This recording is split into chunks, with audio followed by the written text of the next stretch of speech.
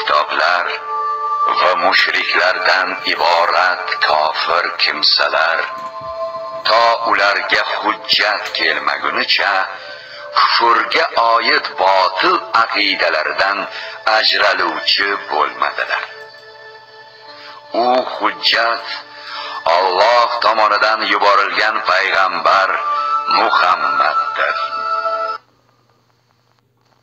U ularga pokiza sahifalarni, Qur'onni tilovat qilur. U sahifalarda qimmatli yozuvlar, ahkomlar mavjuddir. Ahli kitoblar faqat ularga hujjat payg'ambar kelganidan keyingina bo'linib ketdilar. Holbuki ular faqat yagona Allohga, uning uchun dinni shirkdan xolis qilgan, to'g'ri yo'ldan og'magan hollarida ibodat qilishga va namozni barkamol ado etishga hamda zakot berishga buyurilgan edilar. Mana shu to'g'ri, haqqoniy dindir.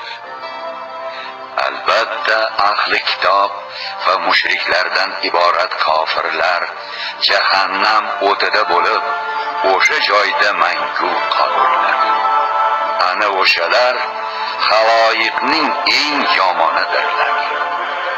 Albatta iymon keltirgan va solih amallarni qilgan zotlar, aynan o'shalar xaloyiqning eng yaxshisidirlar.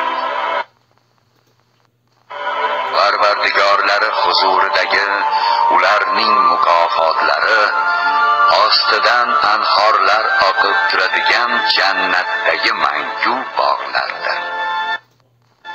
Ular o'sha joyda abadul abad qoluvchidirlar. Alloh ulardan rozi bo'lur. Ular Allohdan rozi bo'lurlar. Bu mukofot Parvardigoridan qo'rqqan kishi uchundir. Лайки, комментарии оставляйте, подписывайтесь и на колокольчик нажмите,